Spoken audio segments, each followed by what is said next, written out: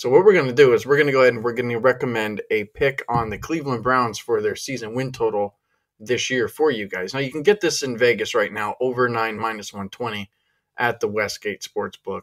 And you could also get this at over 9.5 wins at like plus 115, pretty much consensus across the board. So if you're online, if you're not in Vegas, you're probably going to end up having to play a 9.5 number. And Mac and I, we think that that's not a bad number to go ahead and play. Let's go ahead and talk a little bit about the Browns. Last year, the Browns were kind of in a, let's just say like a rebuild kind of mode. It was really a building year. One of the reasons is because they signed a massive quarterback contract with Deshaun Watson. And I think that you kind of have to go back to last year and you have to take two things from last season. And I think you have to throw them out. Watson didn't look great, but the guy was out of football for a good period of time. Russ was 100% going to be an issue, and so was a new team, not to mention Watson. He stepped into the starting quarterback role in the dead of winter at the end of the season in some tough weather games, and people kind of expected him to be the Deshaun Watson of old, that top 5 quarterback of old. Well, the Browns still managed to go ahead and finish with 7 wins last year, and I think that some view that as a good thing, some view that as a bad thing, mostly bad by the media, but to bettors like Mackenzie and I and all the guys in Vegas, the guys who do this every day for a living, they kind of view that as a positive. According to the media, a lot of the articles that are online, the talking heads of who's who, some people think that the Browns actually have like the 6th hardest schedule coming into 2023. I disagree. I think the Browns have the 14th rated schedule, and I think that that's going to hold a lot of water when the Browns season finally ends and we're looking to see if we won this 9 or 9.5 wager.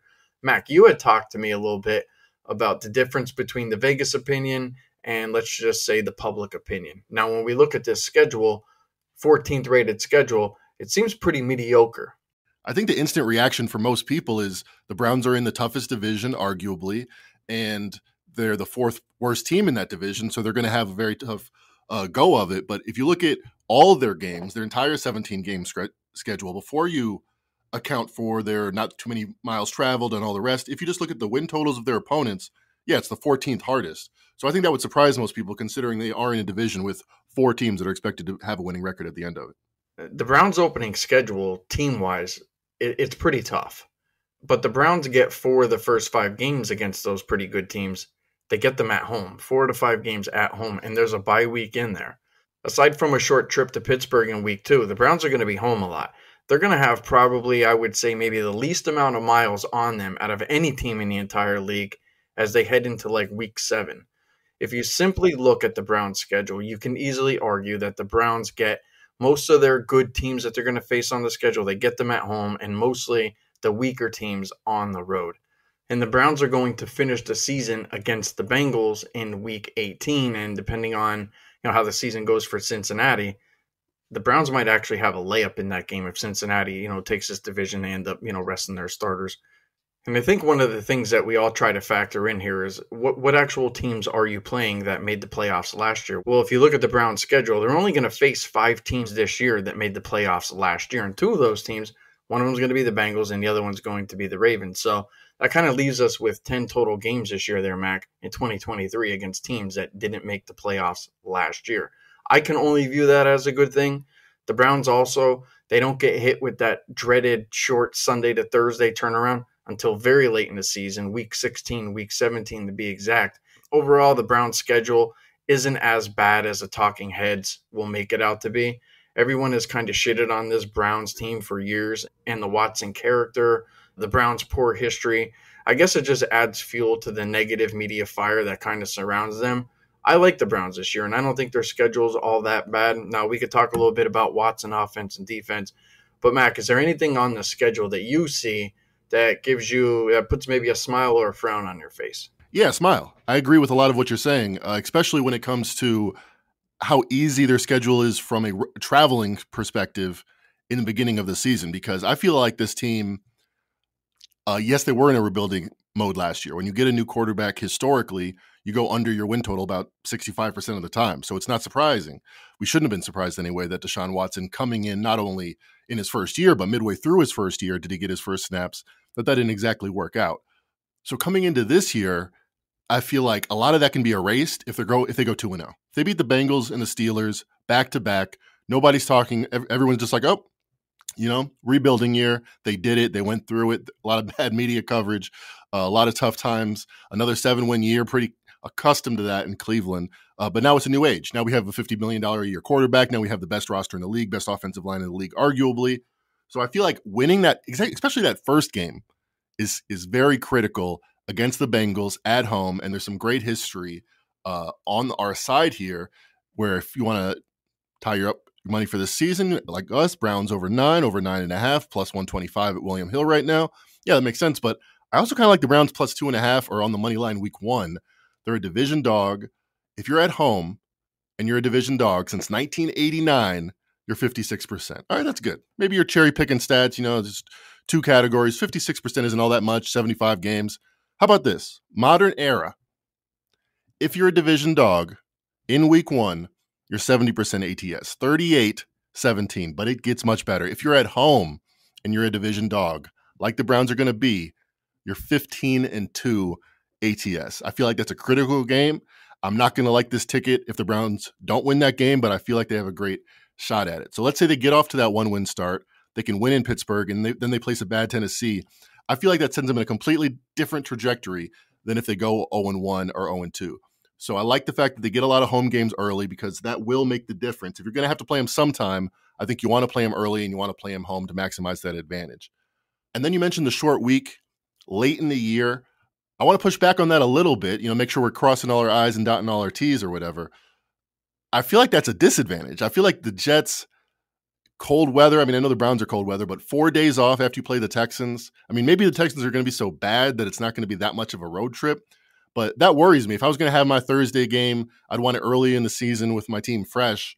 The fact that they do get it at home, but late in the season versus the Jets, I feel like that might not be an advantage. I like the pushback there, Mac. But let me give you a little pushback, because you know me. I'm a diehard Green Bay Packers fan, and I know Aaron Rodgers. Here's what I'll say. I'm not optimistic with the New York Jets this year. I think Aaron Rodgers is going to struggle. And one of the reasons, and look, there's probably a couple of reasons why I think 16-17, could decide this ticket. I don't see the Jets making the playoffs. I actually think there's a high probability this team could implode, and Cleveland's going to be on the road in week 16 going into Houston. Look, they could easily win that game. And if the Jets are imploding and all hell breaks loose and Aaron Rodgers is like, I hate this place, and New York media is on him, and he's out there doing podcasts and ayahuasca and locking himself into dungeons, stuff like that, that can easily be another week that we get a win. And then, as I said, we don't know what's going to happen with Cincinnati this year. I project that they're going to win this division, and I think there's a good chance that they could, potentially end up resting guys. So, maybe even heading into week 17, maybe the writing's on the wall there. So I think that there's a little bit more positives there than there are negatives. If it was like a rough stretch of teams that I expected to make the playoffs, I would be a little bit more hesitant on how I feel about week 16 and 17. Not a buyer of the Jets at all, so that's kind of why I was leaning a little bit that way as well. Well, someone that knows Aaron Rodgers as well as you do, that makes me happy, because on RJ Bell's Dream Preview, we had our annual quarterback draft in the preseason, and we had to pick one player to fade based on the rank they were selected. And I said Aaron Rodgers at number 9 seemed very optimistic to me. I could see him. He was 26 last year in QBR, just to name a stat. I could easily see them doing a lot worse than expected. I lean heavily towards the Jets under 9.5. You can get plus money on that. But coming back to the Browns, obviously they have the 14th rated schedule by the Vegas win total. That's a pretty fair number. A lot of people would think they have a harder schedule than that because the AFC North, Vegas, or opinion otherwise, AFC North is the best division. They have 4 teams that are either even money or heavy favorites to make the playoffs in the Steelers, Ravens, our Browns, and the Bengals. I think this bet is going to come down to how do they do against those teams. So let me pose the question to you. Obviously, they got the Bengals week 1, but how do you think the Browns do in division this year? All right, so I think the easy way for me to kind of get after that is, when do they play these teams on the road? Well, let's start week 1. That's going to be a tough game against Cincinnati, but I love playing home dogs at home in week 1. Like, I think that's a very good spot. let's take a look at Baltimore. So here's Baltimore when they're going to have to play Cleveland, and this is going to be in Baltimore. They play Seattle, Cleveland, Cincinnati. I think that there could be one of those let-down, look-ahead kind of sandwich spots here for Baltimore. So I would say that there's probably a 50-50 chance that the Browns could end up winning that game. I'm not sure what I would make that line as of now. I mean, we're going all the way out to week 10, 11, or 12, but I don't think that that particularly is a bad spot. Now, they're going to play Pittsburgh. Week 2 is going on the road, and I actually think that's going to be a very tough game here, Mac, and here's why. It's Monday Night Football, and let's just say Cleveland sneaks out that win against the Bengals in week 1. There's a letdown. I think Cleveland's going to look back on last season and be like, all right, we got off to a good start. Maybe our QB played well. Maybe everything kind of looked good. But I do think that there's a chance that Cleveland could lose that game. The line right now, game of the year line, is Pittsburgh just favored at home here by 1. So that makes me pretty optimistic that they can go ahead and pull out that game. And then, as I said, against Cincinnati, they're going to end up getting Cleveland at home in the last game of the year. Now, look, it could be a super high motivation game. Could be a super low motivation game here for the Bengals. So I think that those road games for Cleveland this year within division aren't all that bad. I would actually view it maybe as a little bit more of a positive. Maybe they go 2-1. Maybe they go 1-2. But I don't see an 0-3 sweep against a division on the road this year with the Browns. Yeah, I'm kind of surprised at that week 2 line, but that's going to be critical. I guess as long as they go 1-1, I mean, they're going to be slight dogs in their first 2 games. That'll be a pretty strong statement for their division record. If they go 3-3 in division, win their home games or, split the road games, they'll be looking pretty good as far as the rest of their schedule is concerned. All right, so we kind of hashed over the schedule a little bit, and like we were talking, Mac, like you have 2 early division games, one against the Bengals, one against the Steelers. But let's not forget, 4 out of their first 5, as I mentioned, they're going to be at home. This is going to be one team that doesn't have a lot of travel miles. So schedule-wise, Mac and I kind of optimistic here with the Browns. Let's go ahead and let's talk a little bit about Deshaun Watson. We know the media, and they had this love for Watson before all this crap broke out. A lot of people thought he was a top 5 quarterback. A lot of the people in Vegas thought he was a top 5 quarterback before he had all his dealings, with the massage therapist and all that stuff that kind of went on. Many of the pro bettors, Mac, and you're in Vegas, you're in that echo chamber, a lot of people really haven't lost faith that Watson's kind of dropped off planet Earth, that there's still a chance he could be a top 5, top 10 quarterback, with all his off-field issues, that kind of came to the head. The process is over. That's completed now. I still think Watson's very good. There's a lot of guys that I respect in this business. I think he's still very good. But there are a lot of guys that are kind of pessimistic as well, worried about what they saw last season. I still think he can be great.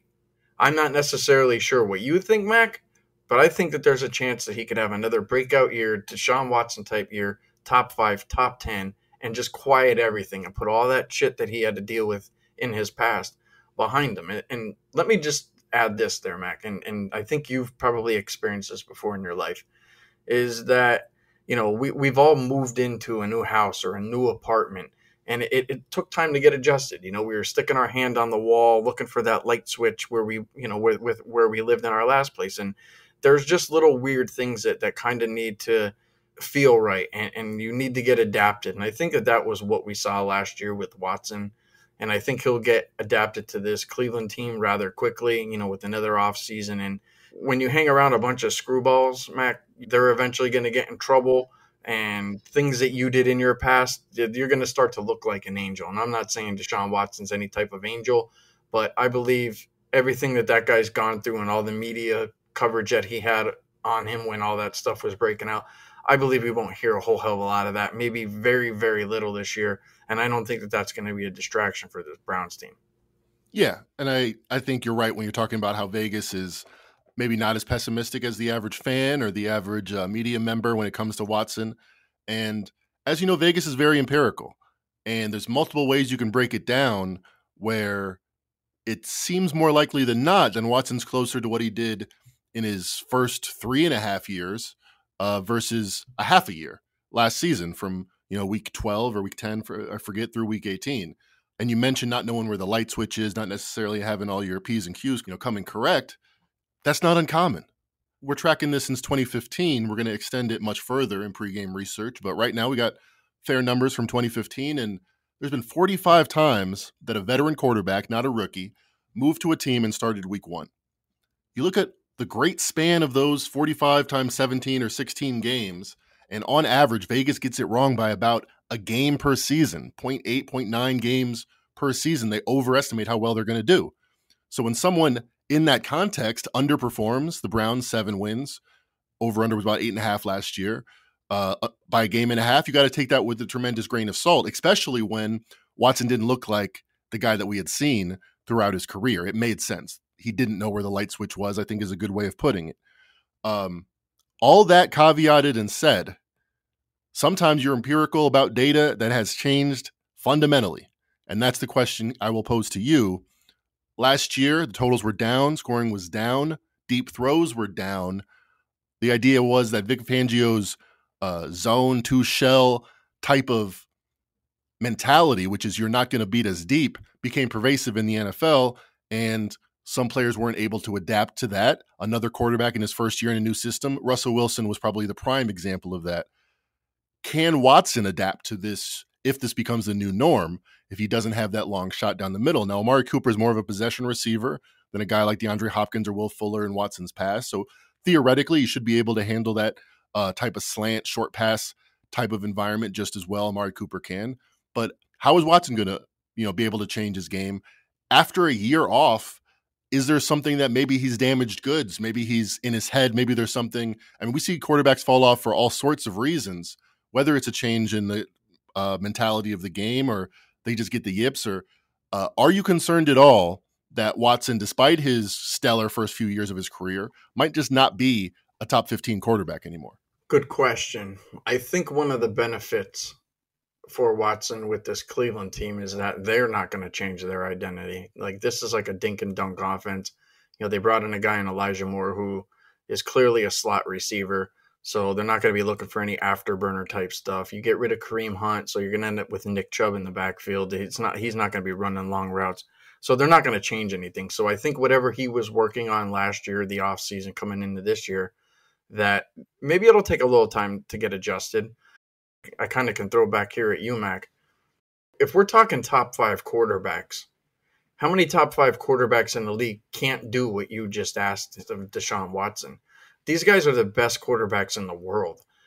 Do you think Tom Brady can go ahead and sling it down the field? Probably. Do you think he can change to a dink and dunk offense? Probably. Do you think Joe Burrow can do that type of thing? Maybe a Justin Herbert, Josh Allen. Like, that's what best quarterbacks in the league do. They can adjust on the fly. They can adjust in game. I think Watson, as I said, is still a top 5 quarterback. Like, what really has changed outside of this guy got in trouble? Still think he's top 5 talent, and top 5 talent can pretty much always pivot on a dime if they need to. And again, I'll go back to last season, Mac. Like, you whipped this guy out there where this team was a losing team in the middle of the winter, with a team that probably knew they weren't making the playoffs, so motivation was a little bit of a factor. It's a good question, but I think the question could be raised as well. If this guy truly is or truly was a top 5 quarterback, he should be able to make that pivot. I tend to agree with you. Again, I like the Browns over 9.5. So I'm asking these questions, but I tend to agree with your answers. Let me just start my response by saying, can we get Mike Shanahan in the NFL Hall of Fame already? Because no matter who I'm looking at, when I'm looking at their offensive lineage, to Kevin Stefanski, for instance, it's like 7 degrees of Kevin Bacon. It's going to come back to, maybe you shouldn't give credit to Mike Shanahan, but you should give it to Alex Gibbs, who invented the zone blocking scheme, because it tends to always come back to, it's been successful in the NFL for literally 30 years. People are figuring it out like it's the first time. And that's the kind of style that Kevin Stefanski runs. Why I say that is because a lot of the time, we saw this with Jimmy Garoppolo, we saw this with Matt Ryan, we saw with a lot of quarterbacks that in that second year, I think Aaron Rodgers had a killer year, MVP year, his second year in the system, tend to take advantage of the things you learn, the things you get to pick up on from this modified West Coast offense that a lot of teams run, including Kevin Stefanski and the Browns, where you're running a lot. Maybe it's hard to get your rhythm, but accuracy and precision and timing and also legs becomes very important, because when you do what the offense is supposed to do, what the scheme is supposed to do, and you get that entire defense running in one direction like their life depended on it, how do you take advantage of that? It's like a game of rocks, paper, scissors. If you guess the right thing and you have your quarterback sprinting in the other direction, a lot of times there is no defense to that. And I feel like Watson's going to have a lot of opportunities to run bootlegs and do different things to take advantage of the spaces that this offense creates. And again, that tends to show up more in year 2 than it does in year 1, especially in Watson's case, which we've been over, was irregular. I expected him to be a lot better. And I wouldn't be surprised if he was a top 5 guy. I'm kind of mad that I didn't take him. I had the 10th pick and I went with Dak Prescott. I kind of just forgot about him, to be honest, because I expect him to have a much better year. I do. Well, I'm glad you brought up coaching, Mac, because that brings me right over to the Houston Texans, and we know what they were.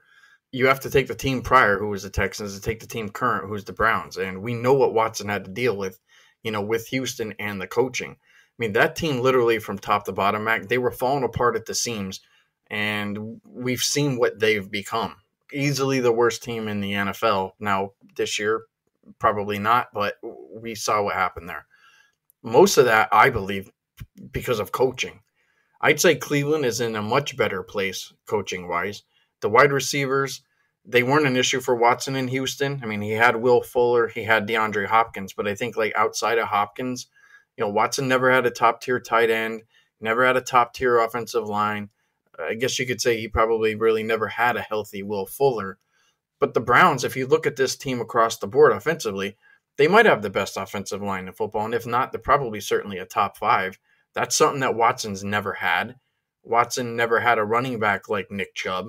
Chubb actually might lead the league this year, let's say maybe in attempts, rushing touchdowns, certainly rushing yards. Kareem Hunt's not going to be there. He's on the move out of Cleveland. The wide receiver room, I don't think it's all that bad with Amari Cooper, Elijah Moore. They're going to be your 1 and 2 options. They still have a legit deep threat with Peoples-Jones, and I think that they have a Pro Bowl tight end in David Njoku. Now, I know Hopkins isn't around. He's certainly not around right now in the prime of his career for Watson. But this, in my opinion, Mac, and I don't know if you agree with this, this is the best offense I think Watson has ever had up to this point in his career. So if you were worried about Watson last year coming into this year, I think that probably should take some of your doubt away. Watson had the entire offseason to kind of digest everything that unfolded in his life and on the field as well.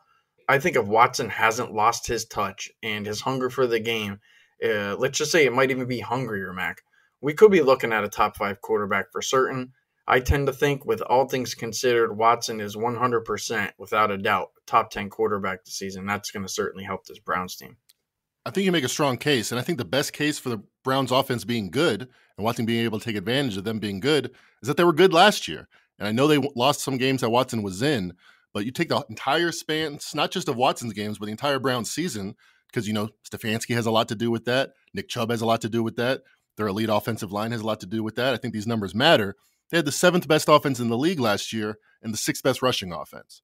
So if Watson plugs into that and plays like a top 5 quarterback, that could be not a top 5 offense, but maybe the best offense in the league. But pull up the trusty 4th quarter win share. If you just look at on a play-by-play basis, how likely were you to win each game as it wound down, and did you get unlucky? Well, they did get unlucky. They won 7 games. They should have won more than 8 games. I know particularly against the Falcons, I had a best bet on that. I felt it was tremendously impossible for us to lose that game as a Browns backer, and we did. So all of that's kind of washed in the summer, in the offseason, in the free agency. People don't really remember that the Browns were just as good as a lot of the teams that made the playoffs last year from a numbers perspective, a power ratings perspective, and they kind of got unlucky, lost some games that they shouldn't. Watson obviously looked bad. If Watson doesn't look bad and they regress to the mean in terms of luck, this team's better than a 10-win team. This team could win the division, could be a threat. I mean, Watson was what? He was 3-3 in the dead of winter. I mean, you're talking there were some miserable weather games, and the fact that guy went out. I mean, he beat Baltimore. He beat Washington. They weren't exactly bad teams last year. I certainly think the offense is going to be okay. Now, the defense, Mac, had some issues last season. The Browns, they didn't have any draft picks really to go ahead and spend on defense because of the whole Watson situation, bringing him to the team. So they had to go ahead and they had to shop around this year. And I actually thought that they did a pretty good job getting some solid players in the areas where the Browns needed improvement. Myles Garrett, he's a monster. We know that. He's going to be on the edge. But the Browns had one of the worst sack rates last year, and they needed to bring somebody in. So they went ahead and they brought in one of my old guys, in Darius Smith, who played for the Packers. I think he can help on the edge, but they also bring in Dalvin Tomlinson at tackle. Bringing in Tomlinson, I think that's going to help them probably against the run. And Cleveland needed to address their safety issue. The corners were fine. They got Ward, they got Newsome, that's fine. The safety spot needed to be upgraded. So they brought in Juwan Thornhill. He's going to go ahead, he's going to start at safety. So I think the holes that the Browns had, they actually went out in the free agency market early and they got some quality guys. So let's just say that the Browns were maybe middle of the pack last year defense.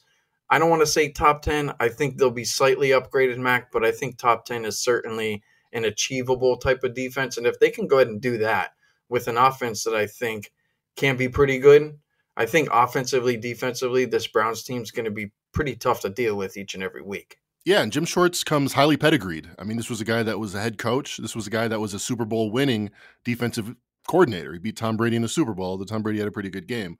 But even if it was no changes and you had the 23rd by DVOA defense, I think you probably regress to the mean. It's not a very predictive stat how good your defense was last year.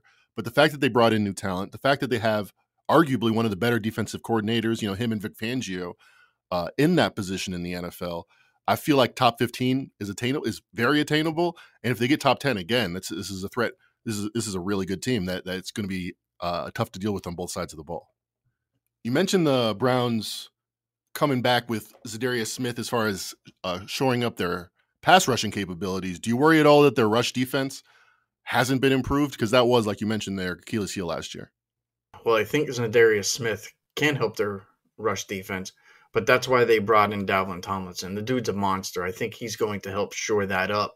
And then you kind of get into a situation where if you're a running football team, do you go up Myles Garrett? Do you go at Zadarius Smith? Do you go up the middle?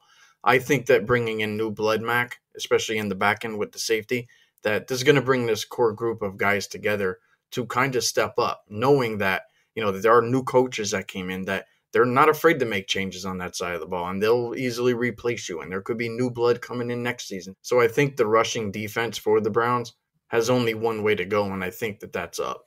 Yeah, that makes sense. Again, you're spinning the wheel. 16th is probably the expected result for most of these teams on defense.